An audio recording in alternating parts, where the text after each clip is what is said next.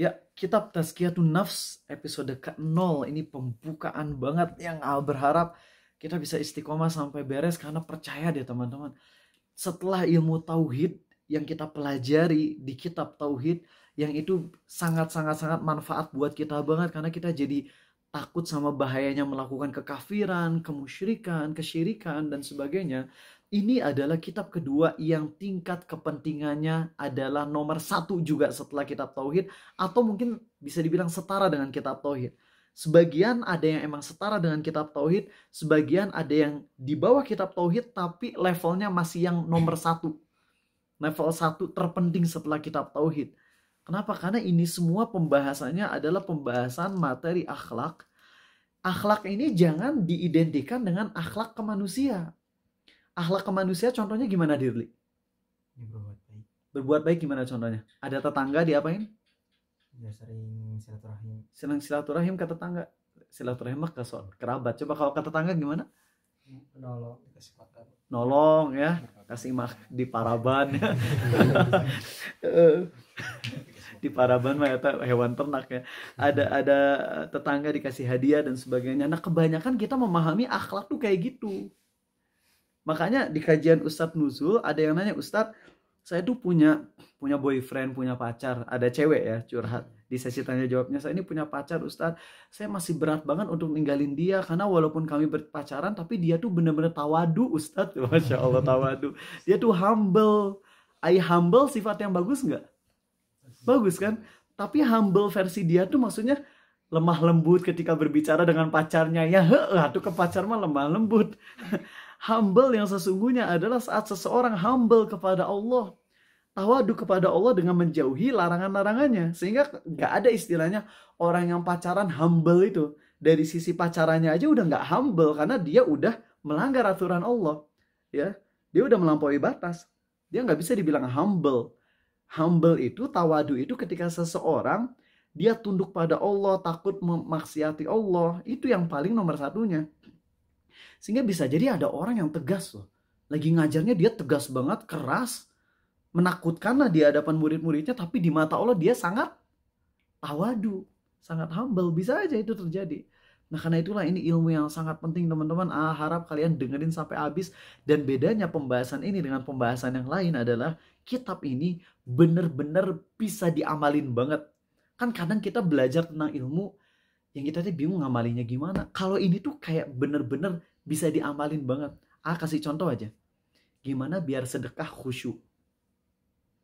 Lah, Ustadz, yang khusyuk itu kan kalau sholat. Ini sedekah khusyuk gimana?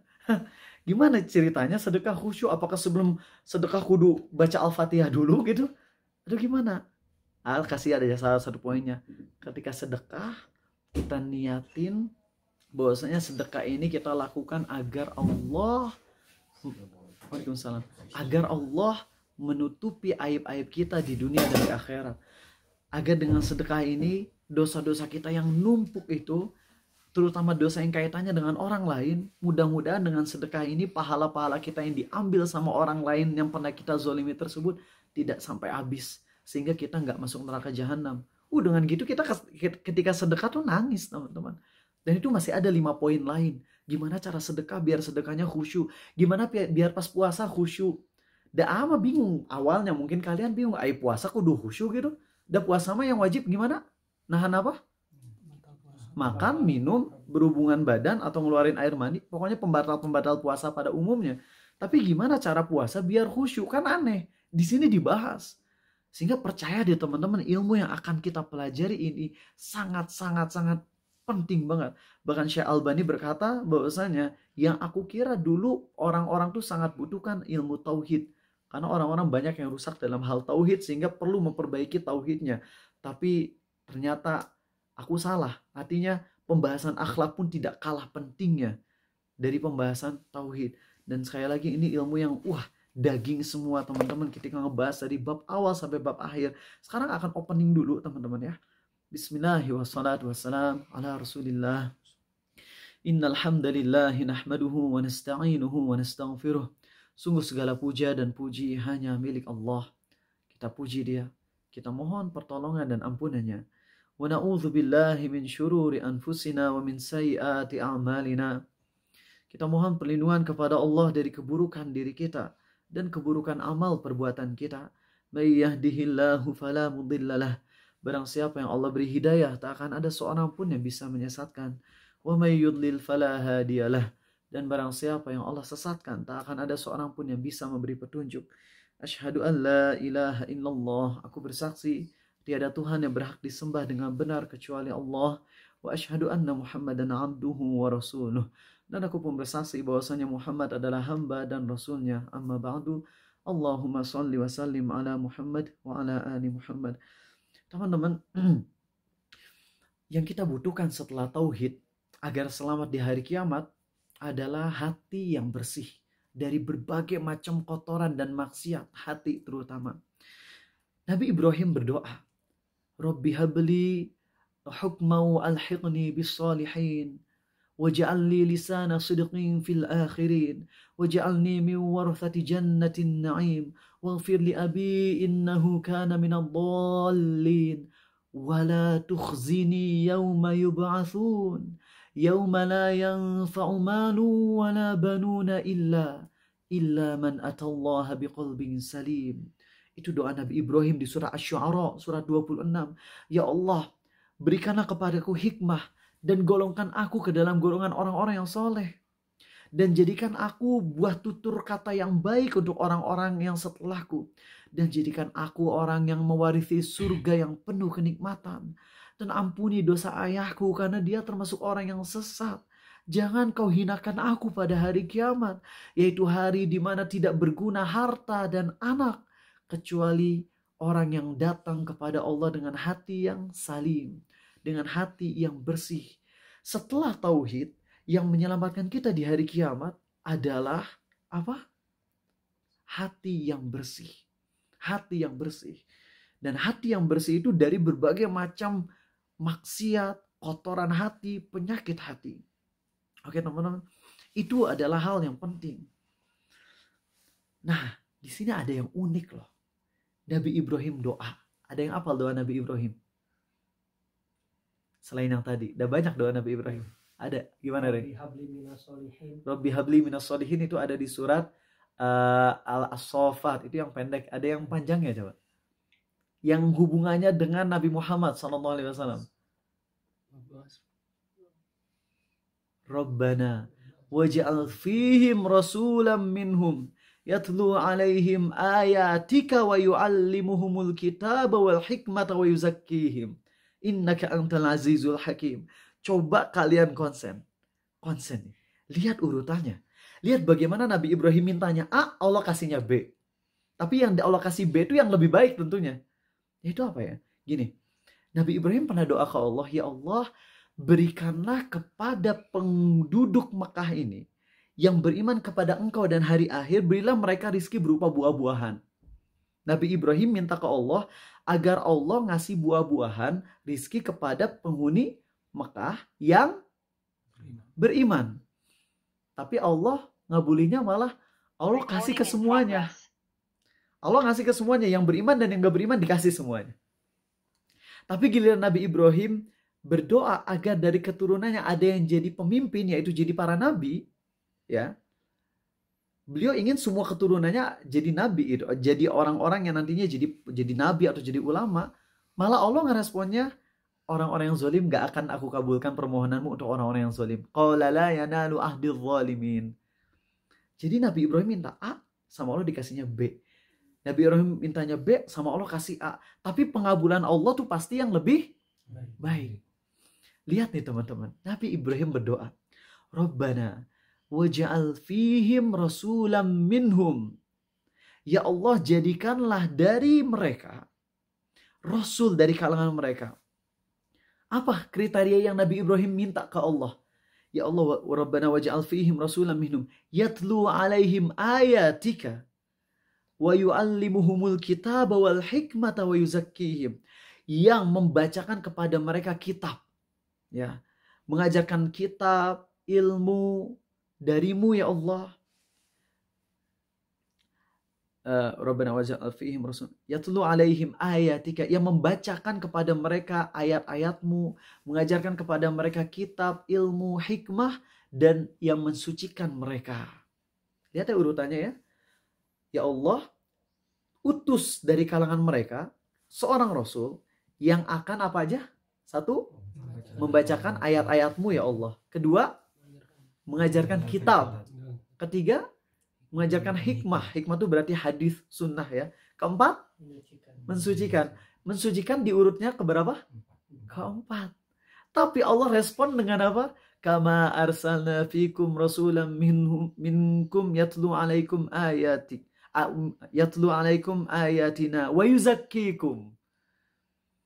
Allah malah merespon bahwasanya Allah utus seorang rasul yang membacakan ayat-ayat Allah dan mensucikan kalian. Mensucikannya di urutan berapa? 2. Nabi Ibrahim mintanya urutan berapa? 4. Tapi Allah kasihnya di urutan kedua. Paham nggak? Ya di sini kalau kita paham ini baik-baik, lihat ya urutannya.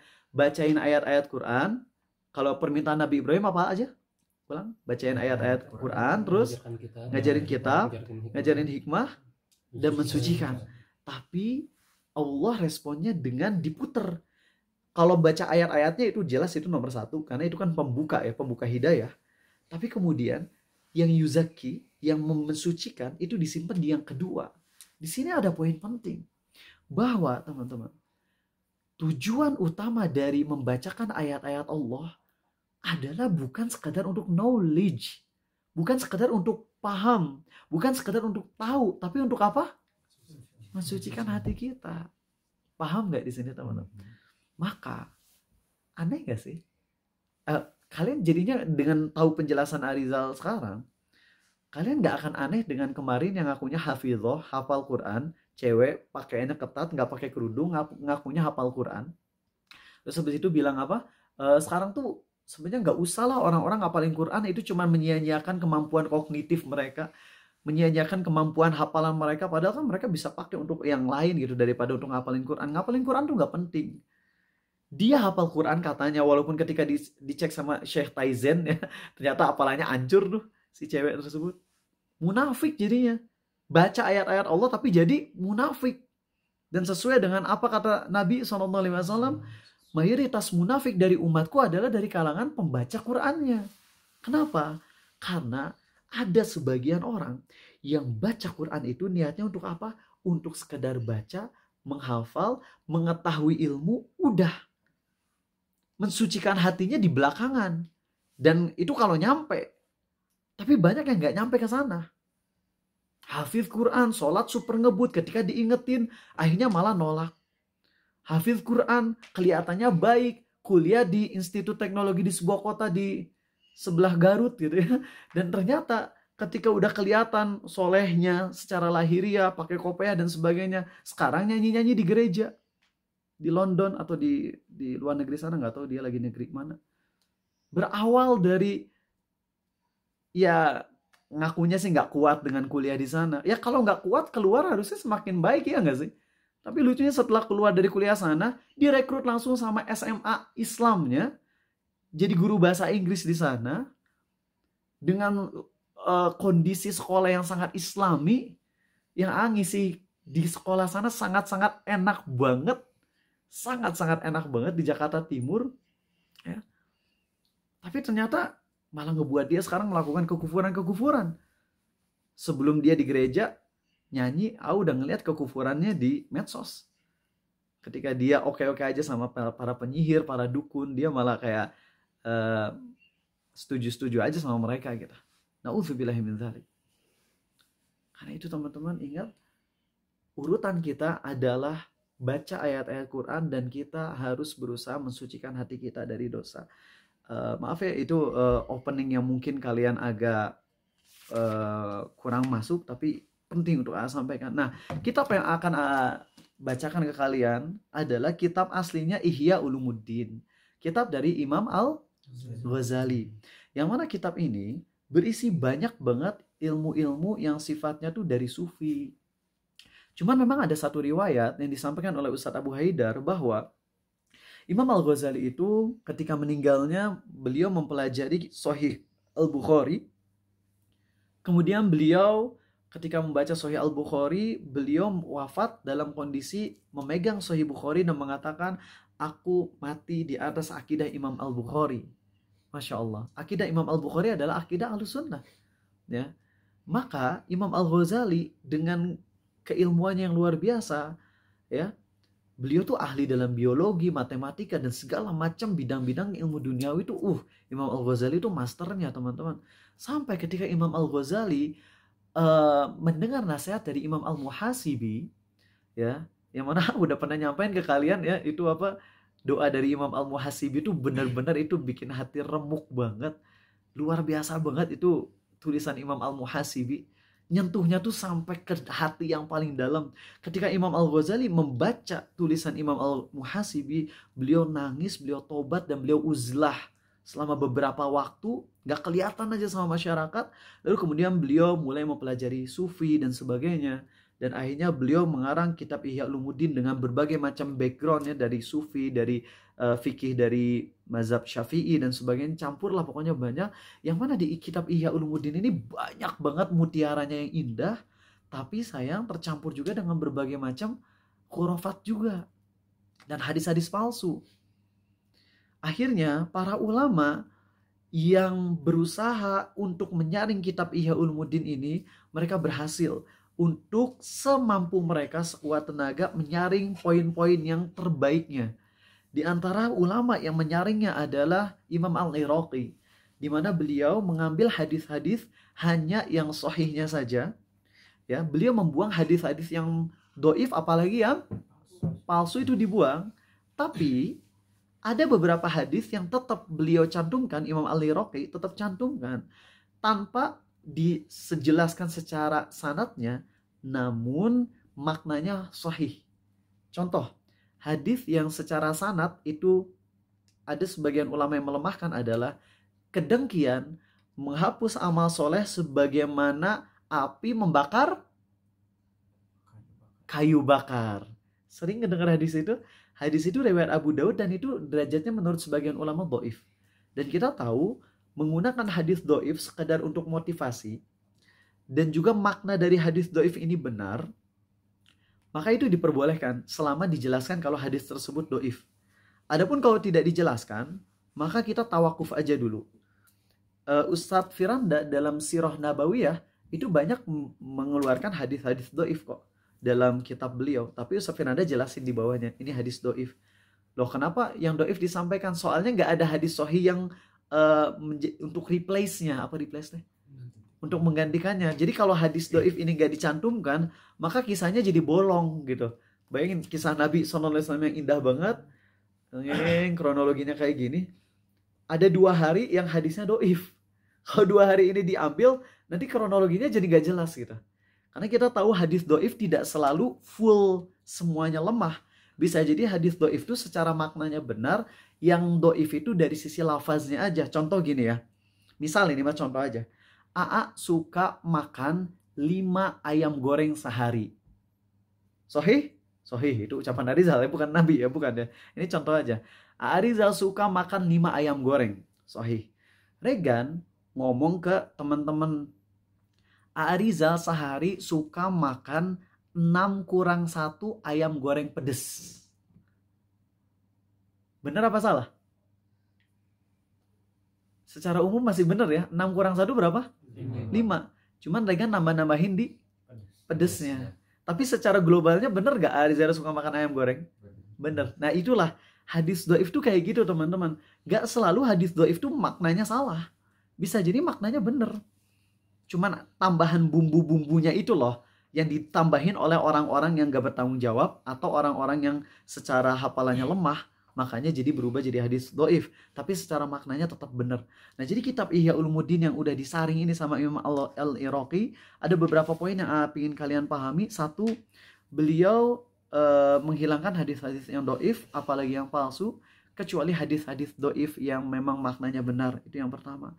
Kedua, ini sebenarnya ada beberapa ulama tapi nggak sampaikan semuanya, jadi langsung rangkumannya aja. Kisah-kisah khurafat dihilangin. Begitupun kisah-kisah tentang alam gaib yang gak ada dalilnya, dibuang juga. Begitupun amalan-amalan yang bid'ah, dibuang juga. Amalan-amalan bid'ah yang gak jelas dalilnya gimana, itu dibuang juga. Sehingga yang ada di kitab di depan kita ini adalah kitab yang insya Allah aman, tapi seaman-amannya kitab tetap aja gak sempurna. Karena Allah gak menghendaki ada kitab yang sempurna kecuali Al-Quran. Kitab Sahih Bukhari, kitab Sahih Muslim, tetap aja ada yang doifnya, tapi sangat-sangat super ekstrim sedikit, dan itu pun aman kok. Ketika kita ngebaca aman, karena yang doifnya udah dijelasin oleh ulama. Jadi jangan sampai kita kayak para orang-orang yang pembenci Islam, mereka tuh ngeblow up, wah ternyata di Bukhari Muslim juga ada doifnya, makanya nggak usah belajar dari hadis Bukhari Muslim. Terus kalau kita mau memahami agama dari mana? Ya dari Quran aja cukup. Pemahaman Qurannya dari mana? Ya kita tafsirin sendiri. Ya aduh lebih doif etamanya daripada hadis doif. Ya bukan lebih doif lagi, itu mah palsu gitu. Karena pemahamannya bukan pemahaman dari para ulama, tapi dari orang yang nggak paham seperti kamu. Baik, itulah sebagai opening teman-teman biar kalian paham. Kita sekarang masuk dulu. Jadi ingat ya, nanti pembahasan kita akan ngebahas kayak misalnya amal-amal soleh yang biasa kita lakukan, terutama yang wajib-wajib. Itu bagaimana agar ketika kita melakukan amalan tersebut, itu benar-benar khusyuk dari hati yang dalam. Walaupun itu amal yang sebenarnya secara umum gak perlu khusyuk. Seperti apa contohnya gak perlu khusyuk? Puasa, sedekah, apa lagi? Zakat. Gak perlu khusyuk kan? Ya. Mana ada rukun zakat kudu khusyuk, itu gak ada teman-teman. Ya. Bahkan sholat khusyuk aja ulama masih khilaf wajib atau sunnahnya. Walaupun pendapat yang lebih sahih adalah wajib. Tapi itulah yang nanti kita akan bahas per amal. Terus setelah kita ngebahas amal-amal bagaimana agar seluruh amal kita disertai kekhusyuan, nanti akan dibahas juga segala macam penyakit hati. Dan dikasih tahu obatnya secara rinci.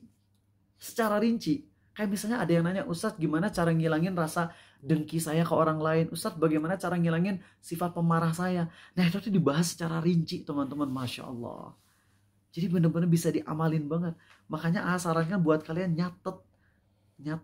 Karena kitab ini sejauh yang tahu nggak nemu lagi di kitab-kitab di toko-toko buku ya, atau mungkin ada yang jilid baru.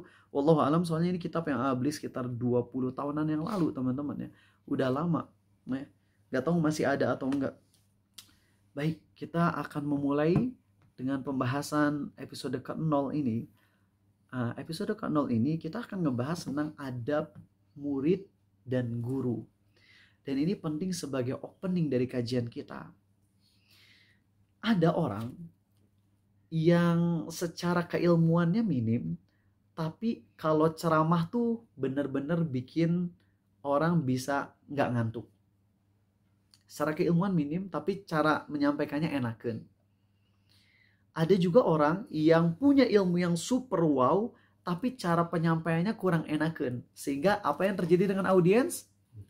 Ngantuk dan tidur. Ada juga yang punya ilmu yang mantap dan punya cara penyampaian yang wow, bikin jemaah gak ngantuk, tapi sama sekali gak nyentuh hati. Ada salah satu dosen yang cerdasnya luar biasa di sebuah kampus terkenal di sebuah planet. Murid AA ikut kajian beliau, AA juga ikut ke kajian beliau. Luar biasa, cerdasnya tuh wow banget. Sangat-sangat ekstrim cerdas. Beliau dosen juga. Doktor juga. Cara penyampaiannya enakan dan cerdas. Argumentasi beliau sangat ilmiah. Lalu murid Ariza bilang ke AA, saya kagum dengan keilmuan Ustadz ini sekaligus dosen ini. Tapi kenapa ya kalau hadir ke kajian beliau, hati saya nggak pernah kesentuh sama sekali. Nah inilah teman-teman poin yang kita bahas. Tadi 3 orang yang bahas, satu apa? Yang ilmunya minim tapi ceramahnya enakan. Kedua, ilmuannya mantap tapi ceramahnya kurang enakan gayanya. Ketiga, ceramahnya enakan, ilmunya mantap tapi nggak nyentuh. Yang keempat adalah yang memiliki semuanya, ceramah enakan, ilmu mantap, hati nyentuh. Dan kita butuh yang nomor 4. Kita butuh untuk jadi nomor 4. Dan sebagai yang ngomong kayak gini, masih jauh banget dari nomor 4. Tapi berusaha. Kita butuh yang nomor 4. Karena inilah para nabi dan rasul dan para sahabat Nabi SAW. Terutama yang jadi penceramah. Nabi SAW, beliau ilmunya mantap, cara penyampaiannya mantap, dan juga beliau khusyuk ketika menyampaikan. Makanya gak aneh saat Nabi SAW ceramah, para sahabat pada nangis. Karena nyentuh gitu loh. Sekarang ada sih ustadz-ustadz yang cara penyampaiannya nyentuh hati, tapi ilmu yang disampaikannya nyesatin gitu ya. Ada yang nyentuh hati tapi nyesatin. Contohnya apa ya? Misalnya gitu, nyampaikan hadis palsu. Wahai akhwat-akhwat yang tidak dikerudung, ingatlah kalau kamu gak dikerudung maka ayah kita untuk setiap sehelai rambutnya ayah kita akan disiksa dikubur selama 100 tahun. Banyak pada nangis jemaah. Beri jangan hadis palsu, gak ada hadisnya. Bikin nangis tapi pakai hadis palsu, gak boleh kayak gitu juga. Nah kita butuh jadi yang keempat, yaitu yang secara ilmunya bener, mantep, cara penyampaiannya enakan. Ilmu yang mantap bisa didapat dengan cara apa? Ya belajar. Cara penyampaian yang enakan bisa didapat dengan cara apa? Latihan public speaking di depan kaca atau sekalian di depan audiens saja latihan. Sewa kayak orang-orang gitu untuk ngedengerin, terutama anak-anak yang gak suka ngedenger kajian.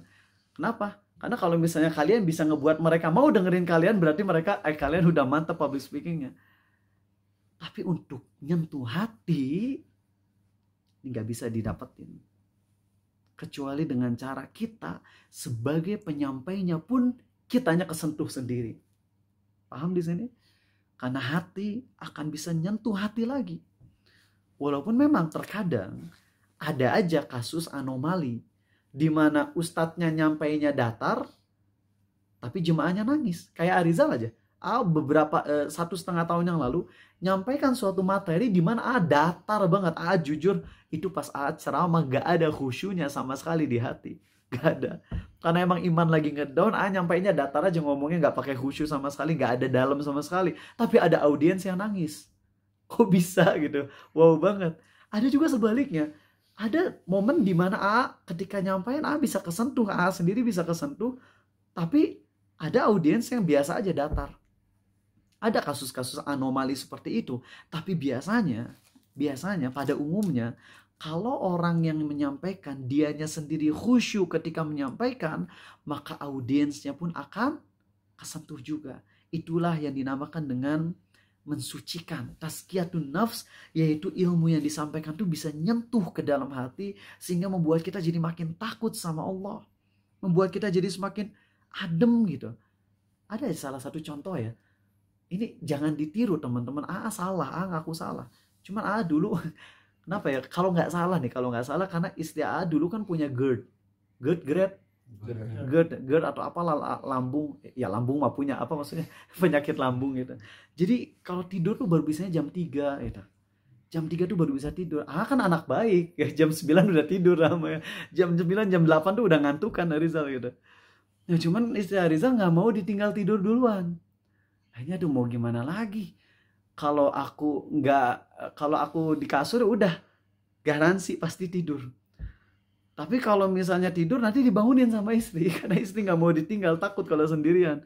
Akhirnya mau nggak mau main game, main PS1 pakai emulator di komputer gitu ya. Sambil main PS. Cuman ngerasa ini kalau main PS dari jam 9 sampai jam 2:30 pagi sia-sia banget waktu saya. Ya nggak sih? Akhirnya nyoba, udahlah.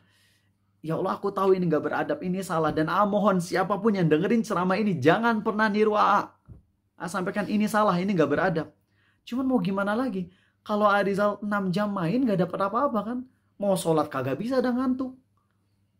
Akhirnya yang bisa ngebuat melek hanya main game. Tapi biar nggak sia-sia amat, sambil main game sambil dengerin ceramah Ustadz Syafiq Riza Basalamah dengan judul Bagiku Musik Halal. Tak teman-teman main game, tapi pas dengerin ceramah beliau mau nangis asli. Kok bisa ya?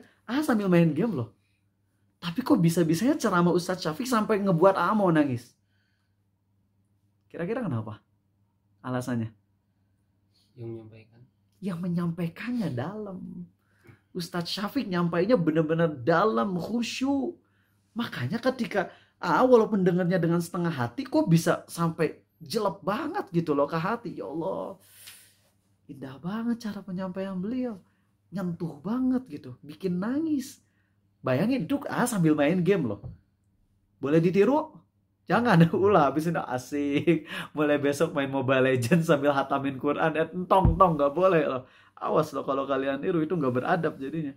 Cuman yang ingin titik beratkan adalah bagaimana orang kalau hatinya udah khusyuk, nyentuh hati orang lain tuh walaupun si orang lainnya nggak sepenuh hati ngedengerin, dia tetap bisa nyentuh. Paham di sini? Itu teman-teman. Wow banget. Ada juga Ustadz Armen Naro Armen Halim Naro tuh kalau nyampein ceramah tuh suka sampai bikin jemaah nangis. Hati kita tuh jadi lembut. Dan itu teman-teman, kalau kalian sering dengerin ceramah yang bikin hati tuh kesentuh nangis, itu akan berdampak kepada kelembutan kalian. Untuk kalian yang wataknya keras, kalau sering dengerin ceramah yang tegas terus, makin keras kalian. Tapi kalau kalian ngedengerin ceramah yang nyentuh hati, kalian bisa nangis, itu mau nggak mau kalian lama-lama akan jadi lembut hatinya. Lihat bagaimana Umar yang wataknya memang basicnya keras. Kata Nabi SAW, perumpamaan Umar adalah seperti Nabi Nuh dan Nabi Musa dalam ketegasan. Adapun perumpamaan Abu Bakar dalam hal kelembutan dan kasih sayang adalah seperti Nabi Ibrahim dan Nabi Isa. Umar itu watak basicnya keras. Tapi ketika beliau membaca ayat-ayat Allah dan kesentuh hatinya nangis, itu beliau bisa berlemah lembut ketika kasus yang memang dituntut untuk lemah lembut. Di antaranya adalah ketika Umar lagi melakukan perjalanan, kemudian ketemu ada ibu-ibu kelaparan sama anaknya. Lalu kemudian ditanya sama Umar, wahai ibu, apa yang terjadi? Langsung si ibu-ibu ini bilang, Amirul Mukminin, Umar tuh nggak adil. Padahal yang di depannya Umar ini. Cuman kan dulu nggak tahu muka Umar kayak gimana kan. Umar tuh nggak adil. Dia hanya mau ngebantu orang-orang dekat aja. Adapun kami rakyat miskin nggak dibantu. Itu kan Umar, kalau misalnya AA jadi Umar pada saat itu udah KO itu ibu ya. Tapi Umar Masya Allah, pada saat itu beliau nangis, beliau sedih. Dan beliau tuh langsung pergi ke gudang Baitul Mal dan bawa gandum, bawa daging, kemudian ngebantu masak ibu tersebut. Setelah dimasakin, kemudian anaknya makan, yang anaknya awalnya nangis, kemudian udah kenyang, senyum, ketawa. Umar ngeliatin dari jarak jauh, aku ingin ngeliat anak itu tersenyum sebagaimana aku melihatnya tertawa. Sebagaimana aku melihatnya menangis tadi. Itu Umar bisa lembut di momen-momen yang paling tepat. Karena itu, hatinya lembut Umar setelah mensucikan hatinya dengan ayat-ayat Quran. Jadilah lembut hati Umar. Masya Allah teman-teman. Ya, sini mari kita akan ngebahas. Jadi itu ya, kita targetin jadi orang yang keempat, yaitu orang yang ilmunya benar, cara penyampaiannya pun enakan, tapi yang gak kalah penting adalah nyentuh hatinya loh. Dan itu nyentuh hati ini gak bisa gampang. Kalau belajar gampang lah. Kayak Fadil yang kita tahu, yang anak jenius ITB kemarin, yang sering ikut kajian AA, dia tuh kemarin tuh pas aduh, semoga Fadil maafin ya, tapi insya Allah Fadil mah gak apa-apa kok, udah baik sama udah sering ngejokes juga. Fadil tuh pas dengerin kajian di sini itu beliau tuh sambil setengah ngantuk loh, matanya tuh kicep-kicep. Tapi pas ates kok dapet poin-poinnya gitu. Kan keren beliau bisa kayak gitu. Kalian yang konsentrasi penuh aja nggak dapet ilmunya ya, nggak nempel. Dia setengah sadar aja bisa nempel gitu loh. Kan luar biasa. Jadi ilmu mah gampang didapetinya asal kita cerdas. Ya. Retorika bisalah dilatih. Itu aja latihan sama Bang Kevin sok ya. Untuk latihan public speaking. Tapi untuk pensucian hati, ini effortnya harus besar.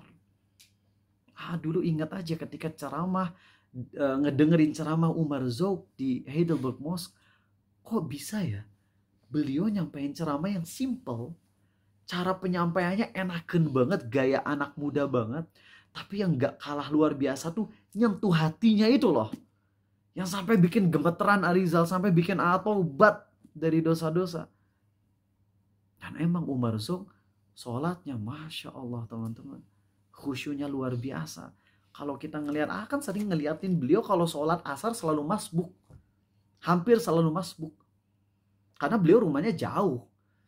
20 kilometeran dari masjid. Kalau kalian 300 meter datangnya rakaat keempat gitu ya. Beliau masbuk ya wajar karena 20 km. Nggak bisa ya, berapa lampu merah gitu di Melbourne kan. Jadi ketika beliau datang beres sholat, assalamualaikum, terus selalu aja yang pingin lakukan adalah beres sholat, selain zikir adalah ngelihat ke belakang. Itu Umar Zok. Dan gak bisa dibohongin tuh khusyuk yang asli ketika lagi sholat asar yang bacaannya gak dikerasin, tapi wajahnya begitu tenang, ketika ruku begitu tenang banget. Dan makanya pas ceramah pun nyentuh hati banget, berefek loh. Hati yang khusyuk akan ngebuat hati audiens tuh bisa kesentuh teman-teman. Sekali lagi bisa aja tetap ada kasus anomali, kasus yang di luar kebiasaan, yaitu pematerinya udah khusyuk tapi audiensnya biasa-biasa aja. Sangat mungkin. Biasanya itu kalau nggak lagi ngantuk, dianya emang udah kotor banget sama dosa dan maksiat, sehingga nggak bisa kesentuh lagi hatinya. Baik, sekarang kita masuk ke adab murid dan guru dulu. Ya. Jadi ini adalah poin-poin penting untuk kalian amalin langsung nih, catet ya. Jadi kalau kalian mau belajar dan belajarnya kalian pingin benar-benar bisa hati bersih, jadi makin takut sama Allah, jadi makin takut bermaksiat, lakukan poin-poin ini. Bismillah. Poin nomor 1. Saat mau belajar sama guru, doa dengan tulus dan khusyuk ke Allah agar dibimbing kepada guru yang tepat. Dan kalau sudah punya guru yang kita anggap tepat, doa ke Allah sungguh-sungguh agar Allah memberi taufik dan taubat kepada guru tersebut. Ini poin nomor 1. Kalian pernah gak sungguh-sungguh doa gitu sebelum ke pengajian? Ya Allah, aku ingin dekat denganmu. Ya Allah, aku ingin taubat. Aku ingin bersih dari dosa. Bimbing aku ke guru yang tepat ya Allah. Bimbing aku ke guru yang bisa membimbing aku untuk semakin dekat denganmu ya Allah. Semakin takut dengan dosa-dosa, semakin cinta, semakin khusyuk padamu. Doa kita kayak gitu. Kalau udah dapat gurunya yang kita anggap dengan dugaan kuat ini guru yang tepat, doa ke Allah agar guru tersebut diberi taufik. Karena guru gak sempurna. Guru punya salah, pasti. Tapi kita doa ke Allah, ya Allah bimbing guruku agar bisa taubat dengan taubatan nasuha. Agar beliau hanya menyampaikan yang benar. Agar beliau terhindar dari penyampaian yang keliru. Doa ke Allah sungguh-sungguh teman-teman. Itu penting.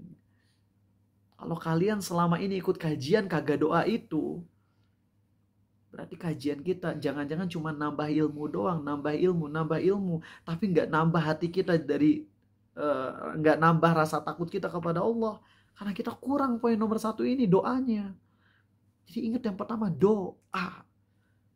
Dan poin penting dari doa itu teman-teman, kalau kita doanya udah tulus, khusyuk ke Allah, minta guru yang tepat, ternyata qadarullah kita dapat guru yang gak tepat, Allah akan maafkan kita. Allah akan maafkan kita. Karena kitanya udah ngomong ke Allah sungguh-sungguh. Sambil kita berjuang juga nyari sekuat tenaga guru yang benar. Orang yang ketika awal belajar itu doa sungguh-sungguh ke Allah, biasanya hatinya akan hidup. Sehingga dia jadi akan punya, apa namanya deh? Rambu-rambu, bukan rambu-rambu. Sensor. Ada selain sensornya. Jadi dia tuh kayak punya sensor pendeteksi. Kalau ini tuh salah nih. Walaupun dia belum tahu secara dalilnya, tapi dia, ini kayaknya gak bener deh. Kenapa sekarang masih ada orang-orang yang ikut kajian, yang mana ustadznya joget-joget, ustadznya baca sholawat sambil goyang pantat, tapi masih oke-oke aja sama kajian tersebut. Besar kemungkinan nih orang gak doa. Mana ada orang doa ke Allah, ya Allah aku pengen dekat denganmu ya Allah, pengen tobat dari dosa, lalu datang ke kajian, lalu lihat si ustadznya geol-geol pantat, terus habis itu ngomong tentang zina ke audiensnya. Ih, suaranya enak ya, apalagi itunya enak. Kira-kira kalau orang yang di awal mau pergi kajian doa dulu ke Allah, pas ngedenger ustadznya ngomong kayak gitu, nyaman gak? Gak mungkin nyaman. Pasti akan dia langsung pergi. Apaan sih ini? Karena di hatinya kan udah tulus doa ke Allah. Ingin nyari hidayah, ingin tobat. Sedangkan ketika di dalam kajian ternyata yang ada cuman hiburan, bahkan jelas-jelas kemaksiatannya, dia gak akan enak, gak akan nyaman. Nah, jangan-jangan kita selama ini, ya jujur aja, awal-awal hijrah kalian, mungkin kalian ikut kajian sama ustadz yang pelawak, yang mana dia ngelakuin istizabiddin yang sangat parah. Di medsos dia udah ngomong kayak gini, ini maaf ya, jijik banget gitu. Teman-teman tahu nggak sih, di dalam Islam tuh kita diajarin doa tuh ngangkat 3 loh. Yang pertama doa angkat tangan, doa sambil angkat tangan. Yang kedua doa tangan nggak ngangkat tapi kepala naik ke atas, ngangkat ke atas. Ada juga doa yang nggak ngangkat tangan, nggak ngangkat kepala tapi ngangkat kemaluan. Gila baca doa kayak gitu. Pantaskah dia ngomong kayak gitu di masjid? Ih, jijik ngedengernya. Doa angkat kemaluan. Maksudnya doa itu ketika mau itu. Kan gak etis banget ngomong kayak gitu. Masih banyak istizabiddin yang dia lakukan yang jelas gitu loh.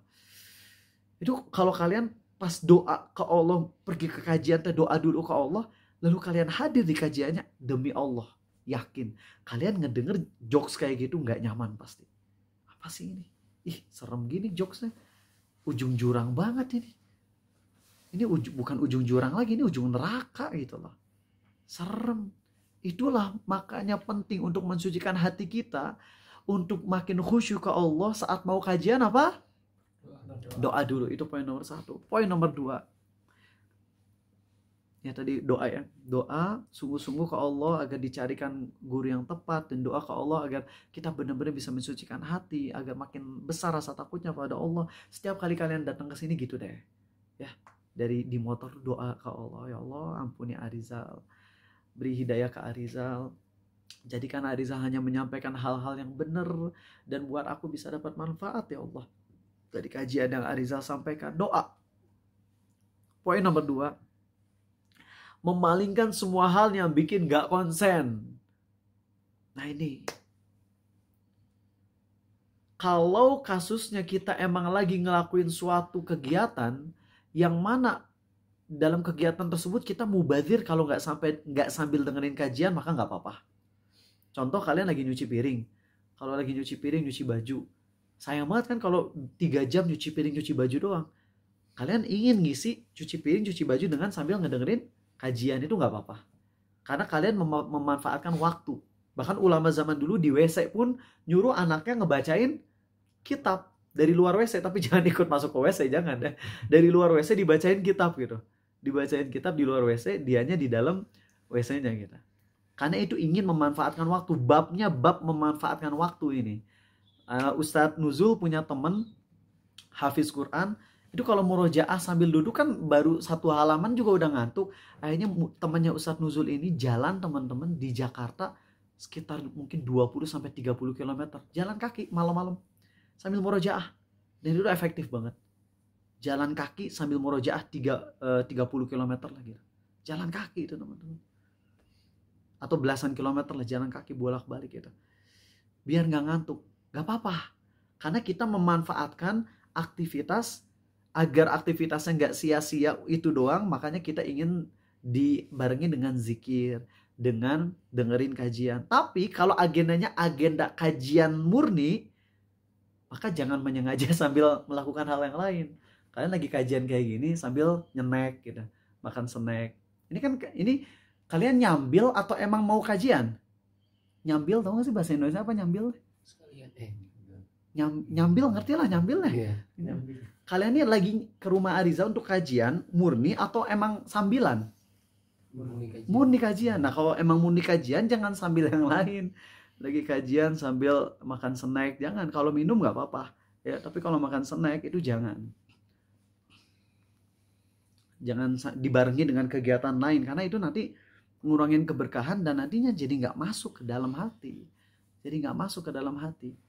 Nah itu poin nomor 2. Poin nomor 3 teman-teman, tidak sombong kepada guru dan khidmat kepada guru.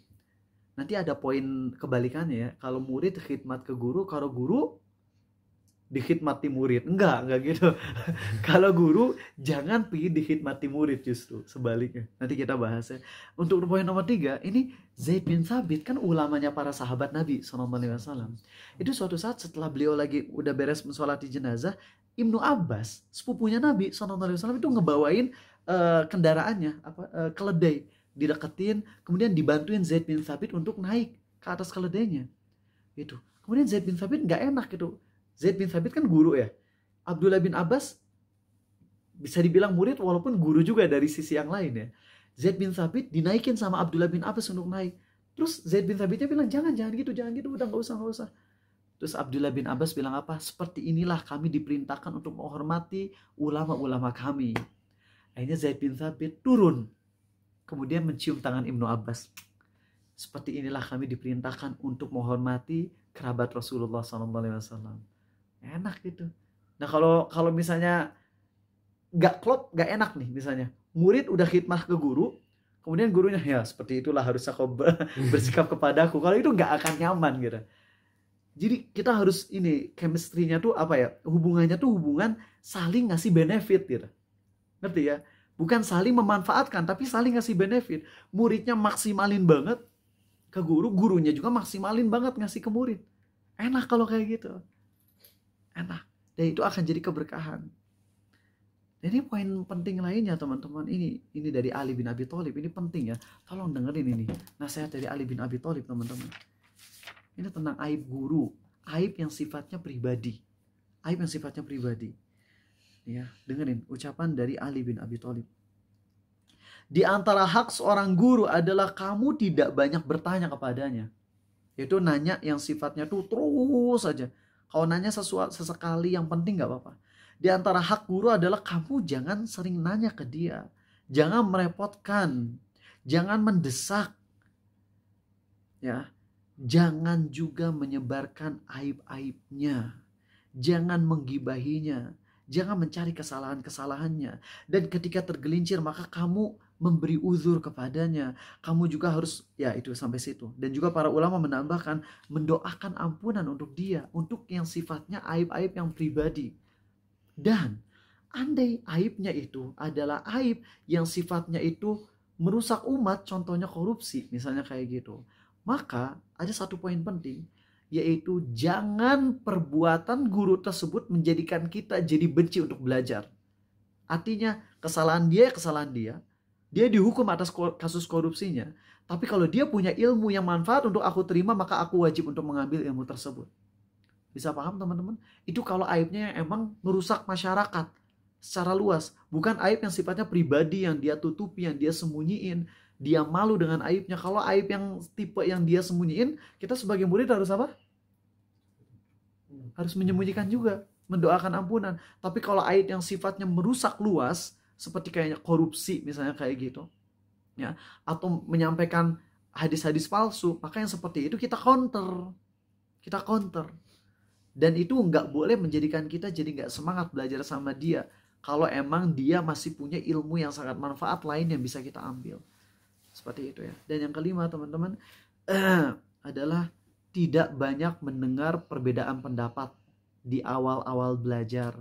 Jadi kalau kalian udah belajar, masih tahapan awal belajar sama guru, jangan kalian nanya ke Ustadz A, lalu kalau kalian kurang puas, kalian nanya Ustadz B, terus nanya Ustadz C, nanya Ustadz D. Jangan. Kalau kalian masih awal belajar, udah ngikut satu Ustadz dulu aja. Bukan bermaksud untuk fanatik, bukan. Tapi ini bermaksud untuk ngebangun dulu pondasi kitanya. Karena kalau dari awal kita udah belajar sama banyak Ustadz atau banyak pendapat, pusing. Kayak Arizal dulu ketika AA dulu suka banget kucing. Lalu ketika AA ada kucing, bulunya di mana-mana dalam mazhab Syafi'i kan najis bulu kucing yang udah lepas dari tubuhnya. AA mau sholat bingung. Ini udah bulu di mana-mana. Kalau AA diambilin bulu kucingnya tapi tangan AA keringetan, berarti yang AA pegang celananya jadi najis juga. Repot. Akhirnya yang AA lakukan apa? AA ikut ke pendapat yang emang sanggup untuk aku amalkan, yaitu pendapat mazhab Maliki, yaitu tidak najisnya bulu kucing yang udah lepas dari tubuhnya.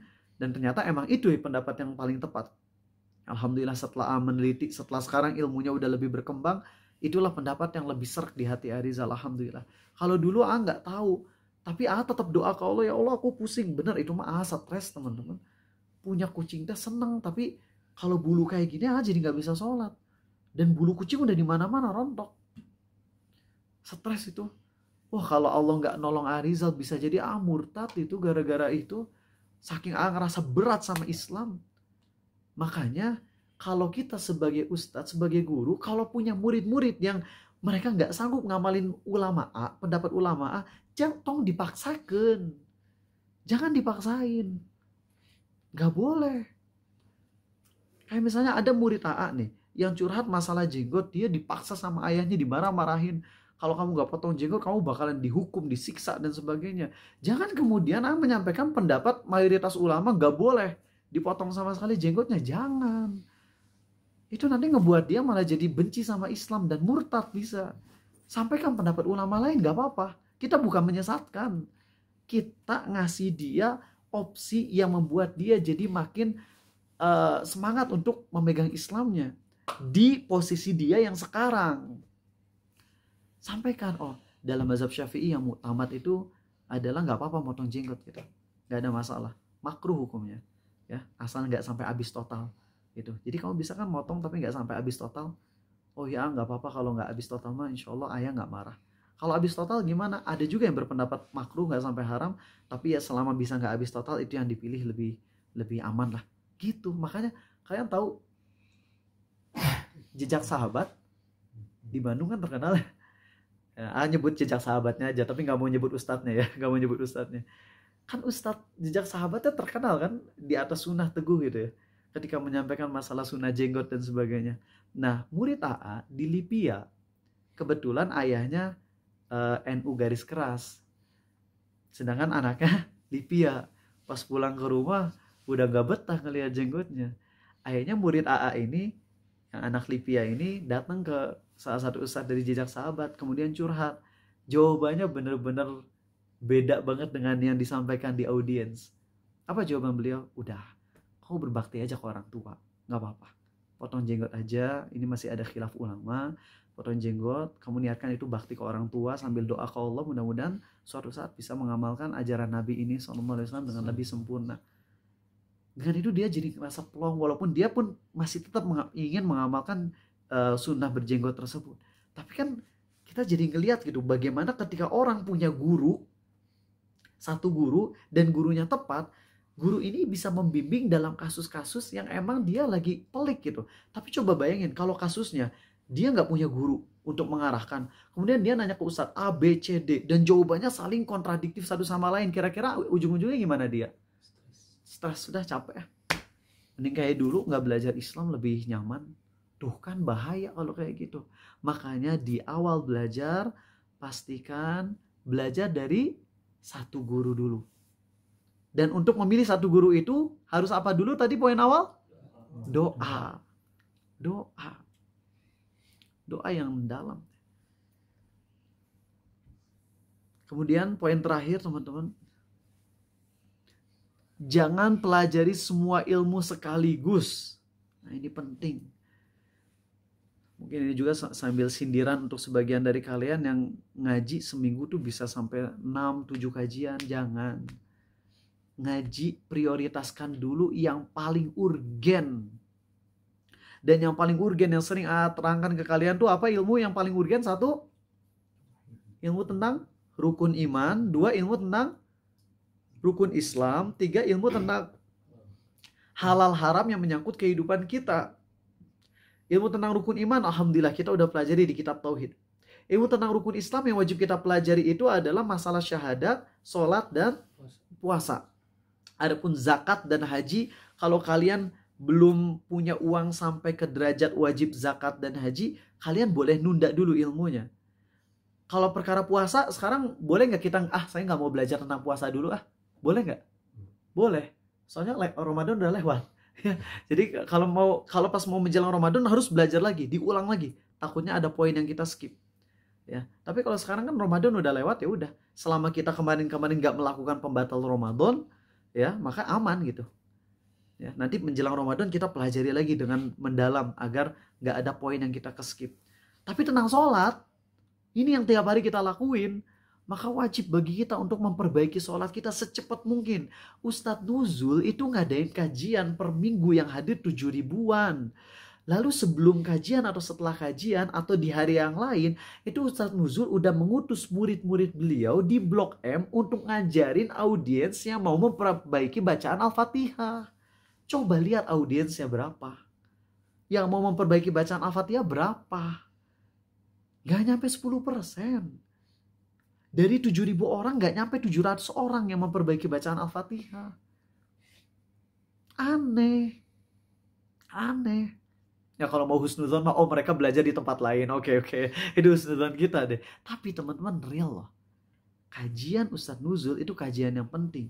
Tapi kajian atau latihan untuk memperbaiki bacaan rukun sholat mencakup apa aja? 1, takbiratul ihram. 2, Al-Fatihah. 3, tasyahud akhir. 4, assalamualaikum. 4 itu wajib kita pelajari secepatnya. Gak boleh ditunda-tunda lagi. Karena sholat kita lakuin tiap hari. Maka kalau kalian mau belajar, kalian punya waktu 7 jam untuk belajar dari 7 ustadz. Cancel ke 4 jamnya. Kemudian alihkan 4 jam tersebut untuk mempelajari ilmu yang paling urgen gitu. Kalau kalian misalnya mau namatin Riyadus Shalihin, Ustadz Nuzul tiap hari tuh kajian Riyadus Shalihin. Tapi kajian tauhid kalian belum nonton, belum pelajari dengan detail. Udah kajian Riyadus Shalihinnya yang sifatnya itu derajatnya penting, itu masih bisa kita delay. Tapi kajian kitab tauhid, kalau kita ada yang skip dan kita ternyata terjatuh ke dosa musyrik, berabe kita.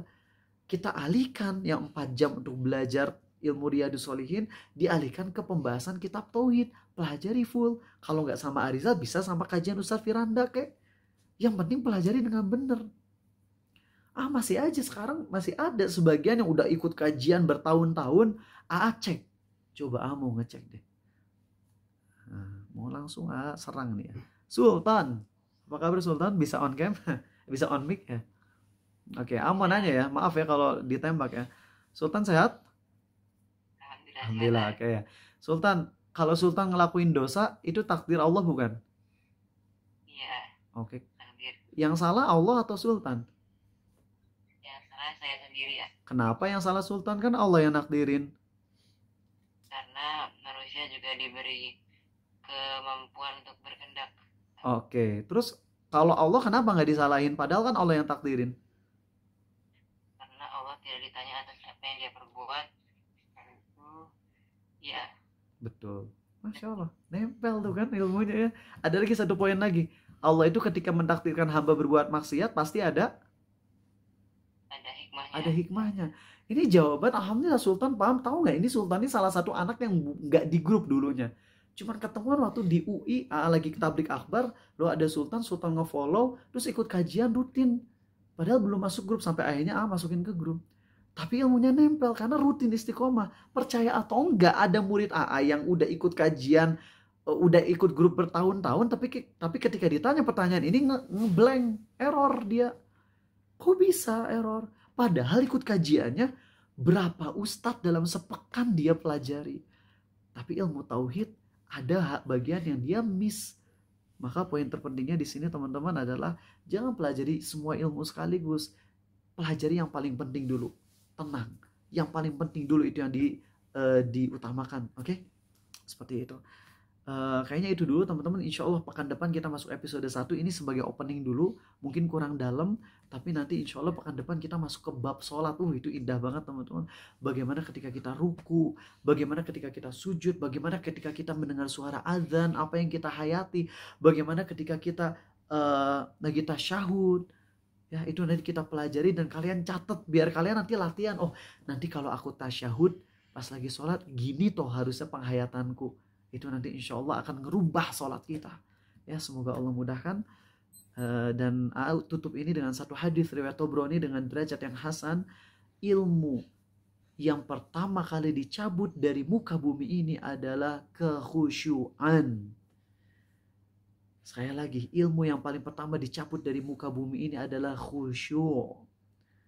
Jadi kalau kalian kurang khusyuk ketika dengerin kajian, ketika sholat, wajar karena emang udah disabdakan Nabi SAW yang paling pertama dicabut dari muka bumi ini adalah kemampuan buat khusyuk. Tapi hadis ini bukan berarti orang jadi gak bisa khusyuk sama sekali. Bahkan hadis ini secara gak langsung, atau bukan secara gak langsung, kalau secara realitanya justru kita semua yang ngaji bisa khusyuk semua. Kenapa coba? Tahu gak kenapa?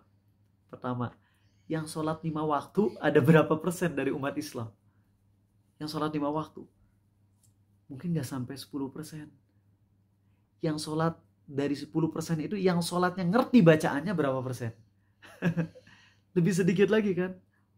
Artinya teman-teman, kalau kita semua menjadi orang yang menjaga sholat 5 waktu dan paham bacaannya, maka kita termasuk golongan yang sedikit. Berhubung orang yang bisa khusyuk itu sedikit dan kitanya juga termasuk orang yang sedikit, maka otomatis kita bisa, semua yang hadir di sini bisa khusyuk. Makanya ngajarin, kalau misalnya ngajarin ilmu khusyuk ke personal kayak gitu, biasanya langsung kerasa, langsung bisa diamalin. Beda ketika menyampaikan ilmu khusyuk saat lagi tablik akbar, saat lagi kajian, itu biasanya nggak diamalin. Tapi ketika nyampainya personal, itu langsung diamalin dan bilang, makasih banget, saya baru pertama kali ngerasain sholat kayak gini, indah banget ya, alhamdulillah. Jadi sekali lagi, hadis tadi dari Nabi SAW bukan ingin mengkerdilkan kita, bukan ingin membuat kita pesimis, tapi justru membuat kita jadi termotivasi. Karena yang khusyuk itu sedikit, maka kita harus berjuang jadi yang sedikit tersebut. Dan itu sangat bisa ya. Alhamdulillah, itu aja teman-teman. Kita masuk ke sesi tanya jawab. Silakan. Besok insya Allah ada kajian teman-teman. Doain biar nggak ketiduran lagi. Oke, silakan. Afan, kalau wanita yang haid juga untuk niat 1 bulannya full juga berarti harus diperbaharui setelah suci. Iya, setelah suci dia perbaharui lagi niatnya untuk 1 bulannya ya. Oke, ada yang mau nanya? Silakan Dirli. Ketika kan setelah Ramadan tuh kan ada dianjurkan puasa Syawal gitu kan. Nah, bagaimana kalau misalkan seorang akhwat yang memang banyak hutang puasa ingin puasa Syawal, apakah niatnya itu beda? Oke. Jadi teman-teman, kalau misalnya kita punya banyak hutang puasa ya, yang mana hutang tersebut misalnya hutang-hutang dari zaman-zaman kita belum paham Islam gitu ya. Kayak banyak yang curhat ke Arizal kan, yang batal puasa per tahun tuh 10 kali dan itu terjadi udah 20 tahun. Jadi total 200 puasa yang harus dia qodho gitu ya. Maka di situ dia harus qodho puasa aja, jangan puasa Syawal.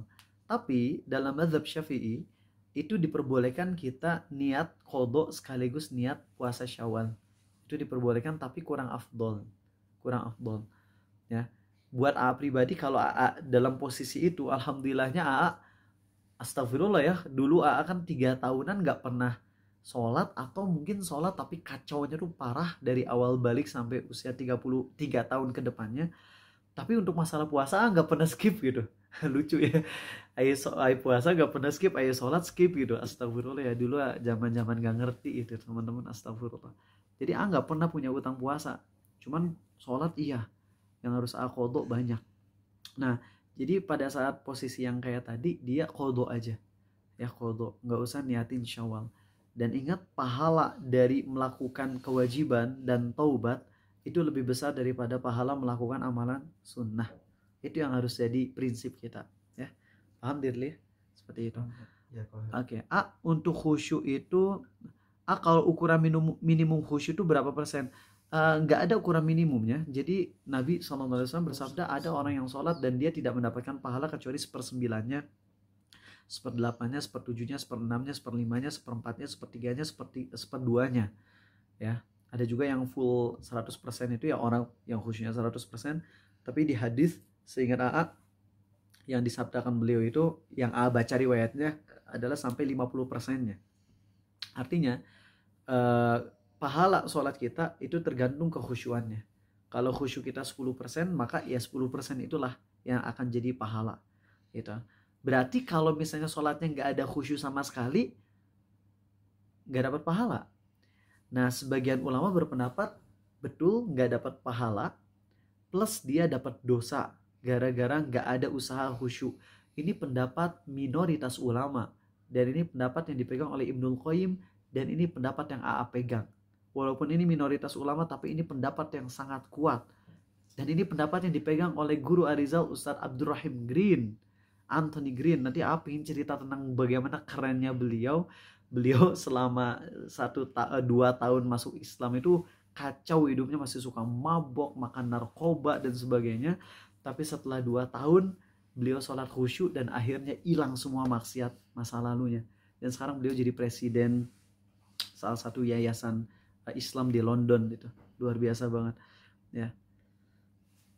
Nanti insya Allah kita bahas ya. Untuk khusyuk kita bisa banget, yakin teman-teman, kita bisa insya Allah 50% khusyuk tuh sangat bisa dikejar, sangat bisa. Kalau di rumah ada beras dapat jatah dari tempat kerja tiap bulan, terus si beras tadi dibuat zakat fitrah, boleh, nggak apa-apa, kan itu udah milik kita ya. Saat sholat saya nggak sengaja melafazkan arti terjemahan dari Al-Fatihah di ayat 2 dan 3. Apakah ini membatalkan? Nggak membatalkan. Kalau nggak sengaja nggak batal ya. ada syekh lagi sholat, kemudian bacaannya salah. Di belakang kan ngingetin gitu ya, bacaan yang benernya gimana. Terus syekhnya bilang naam gitu. Naam tuh dia, iya kenapa gitu ya. Itu beliau nggak sengaja. Kalau ngomong nggak sengaja tuh nggak batal. Ada yang berpendapat batal nggak, so? Barangkali pernah dengar? Karena ketidaksengajaan ini ya. Saya pernah dahulu waktu masih bodoh menyampaikan hadis palsu dari internet tentang ayah di kuburan disiksa karena anaknya pacaran. Kemudian saya ditanya, bener tah itu bro? Saya agak ragu, tapi karena bebal saya bilang, iya bro. Bagaimana taubatnya? Apakah saya harus klarifikasi? Kalau bisa klarifikasi ke teman tersebut, lakukan. Kalau nggak bisa, maka bikin status secara publik bahwasanya hadis tersebut tidak sahih. Dan teman-teman ingat loh, ini mau nyampein pendapat ekstrim.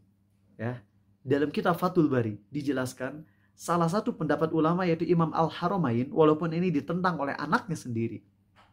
Imam Al-Haramain berpendapat orang yang menyampaikan hadis palsu dia murtad dari Islam. Dia murtad dari Islam. Ingat, ini pendapat Imam Al-Haramain tapi ditentang oleh anaknya sendiri. Pendapat yang lebih tepat adalah kalau menyampaikan hadis palsu yang kaitannya dengan halal dan haram yang sudah paten, lalu kemudian misalnya yang haramnya udah paten, apa contohnya? Zina. Kemudian seseorang menyampaikan hadis palsu yang menyatakan zina itu halal, kemudian dia meyakini isi hadis palsu tersebut, barulah itu murtad. Dia murtad bukan karena keluarin hadis palsunya, tapi dia murtad karena menghalalkan apa yang haram disepakati. Paham? Itu pendapat mayoritas ulama. Tapi sampaikan pendapat minoritas ulama, yaitu Imam Al-Haramain berpendapat orang yang menyampaikan hadis palsu, dia tahu itu hadis palsu tapi sengaja disampaikan bukan untuk menerangkan bahwa hadisnya palsu, maka dia murtad dari Islam. Serem loh, serem. Makanya tobat. Ini sengaja loh nyampein pendapat ini, walaupun ini pendapat lemah, pendapat minoritas ulama. Tapi kan kalau nyampein ini, setidaknya kalian jadi lebih mikir-mikir untuk lebih hati-hati kan. Kalau mau nyampein hadis ini sahih nggak gitu. Karena kan sekarang zamannya dimana orang tuh nyampein hadis tuh ngaco-ngaco. Kalian hati-hati juga ya, jangan nanya ke ChatGPT ya, bahaya. Itu ChatGPT tuh bisa bisa nyusun tulisan yang kayak ilmiah banget dari kitab ABC padahal nggak ada di kitab tersebut. Emang artificial intelligence tuh dia cerdas banget, cerdas ngibul ya. Hati-hati kalau mau nanya harus ke ulama. ChatGPT ya boleh untuk sedikit ngebantu, tapi ujung-ujungnya tetap harus belajar sama ulama juga. Zoom kita juga bisa. Apa? Jadi Zoom kita misalkan kan kita ini kajian Zoom. Nanti setelah Zoom adminnya kan nge-cut Zoom. Nanti masuk ke email admin ringkasan kajian kita. Oh gitu ya? Iya. Ada summary AI. Ada kayak summary AI ya. Begitu ya, ada summary AI. Ya makanya ikut kajian langsung aja deh ya. Gak apa-apa lewat Zoom tapi yang live gitu biar lebih berkah. Apakah niat mandi wajib karena keluar mani, haid dan nifas melahirkan sama aja? Sama aja. Itu niat mandi wajib. Nah beres gitu. Regan mau nanya tadi? Oh enggak.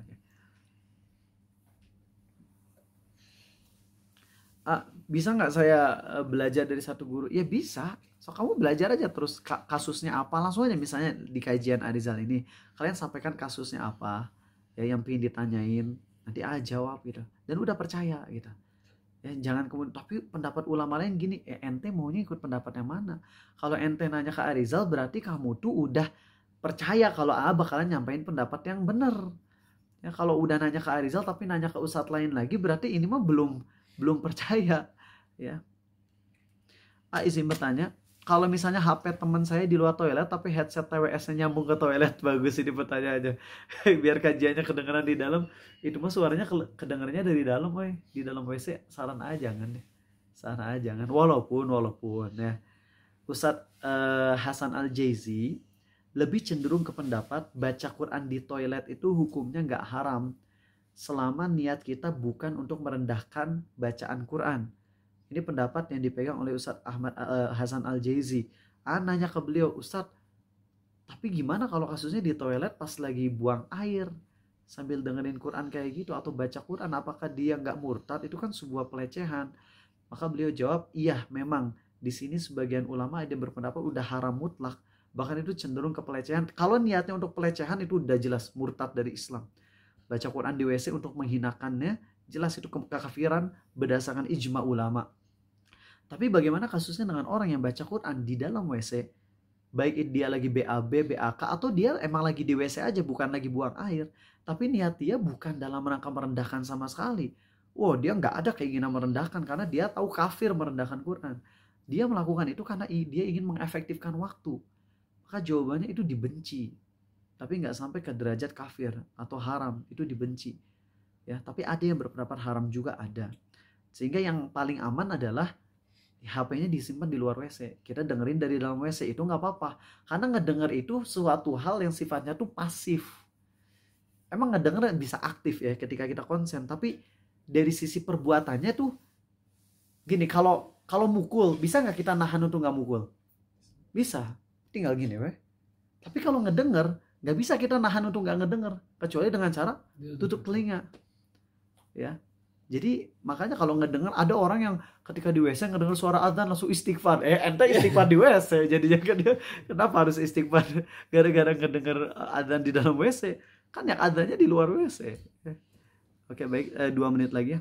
Air mustakmal itu nggak ada kan Ustadz? Betul, nggak ada ya. Air mustakmal itu nggak ada. Dan ini pendapat yang diresmikan oleh Muhammadiyah. Pro banget sama pendapat Muhammadiyah ini ya. Karena Muhammadiyah ini banyak ngambil pendapat dari ulama lain, gak harus dalam mazhab Syafi'i. Di Muhammadiyah disampaikan tentang tidak adanya air mustakmal, alias air mustakmal itu tetap bisa dipakai buat wudhu, buat cebok, dan dalilnya banyak. Diantaranya hadis riwayat Abu Daud di mana Nabi SAW itu beliau mengusap kepalanya dalam berwudhu pakai air bekas. Namun istilahnya air bekas itu air mustakmal. Jadi makanya kalau ada yang lagi wudhu, iya hati-hati cipratannya masuk lagi ke gayung, hati-hati cipratannya masuk lagi ke bak mandi. Ya itu pendapat dalam sebagian mazhab, tapi lebih cenderung ke pendapat mazhab Maliki, dan ini dipegang oleh Muhammadiyah dalam fatwa resminya. Tidak ada air mustakmal tuh, pakai aja, dalilnya banyak loh. Jadi kalau mau nyari dalil teh banyak teman-teman sebenarnya. Dan kita taklid aman, asli, demi Allah aman. Taklid ke pendapat ulama yang udah diakui oleh dunia mah. Dan ada dalilnya juga, aman teman-teman, aman. Nggak usah takut sok. Ya. Maaf, yang dimaksud toilet itu WC secara umum atau yang ada klosetnya? Yang ada klosetnya, ya. WC ya. Kalau kamar mandi yang nggak ada klosetnya itu aman sih teman-teman, nggak ada masalah. Kamar mandi yang nggak ada klosetnya mah di situ kan kita nggak buang air ya. Dan ini tadi ditanya sama Syekh. Ini dia. Menyengaja di masjid baca Quran sambil telanjang, bagus apa jelek? Soalnya yang bilang bagus lah ya. Jelek, masa di masjid telanjang baca Quran, jelek kan gitu. Tapi bagaimana kasusnya ibu-ibu lagi di rumah ya, nyusuin anaknya sambil baca Quran, boleh atau enggak? Yo, pada ngelirik kanan kiri, boleh atau enggak? Ini buka aurat yang cukup besar loh auratnya. Boleh, nggak apa-apa. Ya. Itu kayak kasus nyuci piring sambil murojaah gitu. Ya. Adapun kalau kita emang mau baca Quran dalam rangka benar-benar murni ibadah, kita gunakan pakaian yang rapih, walaupun nggak harus pakai kerudung yang akhwat. Yang penting pakaian yang tertutup lah, tertutup sikutnya, lututnya gitu ya. Pakai pakaian yang menutupi dada, sikut, lutut, kemudian baca Quran. Ya, nggak harus pakai mukena. Itu yang afdolnya dilakukan. Tapi kalau emang kita lagi melakukan aktivitas lain dan kita ingin memanfaatkan waktu tersebut, akhirnya sambil nyusuin, sambil murojaah, nggak ada masalah. Ya, itu fatwa dari Syekh Hamadi. Oke, itu aja teman-teman. Terima kasih yang udah istiqomah kajian, dan berharap pekan depan kalian catat karena ini penting banget bagaimana biar kita bisa khusyuk dan langsung bisa dipraktekin. Percaya deh. Kalian dapat ilmunya Jumat, malam Sabtu, besok tahajudnya langsung bisa dipraktekin, dan itu enak banget kalau kalian sungguh-sungguh dalam mempraktekannya. Subhanakallahumma wa bihamdik, maha suci Engkau ya Allah dan segala puji bagimu. Asyhadu an la ilaha illa anta, aku bersaksi tiada Tuhan selain Engkau saja yang berhak disembah. Astaghfiruka wa atubu ilaik, aku mohon ampunan padamu dan aku taubat padamu. Besok kajian fikih jam 5.30 ya. Assalamualaikum warahmatullahi wabarakatuh. Waalaikumsalam.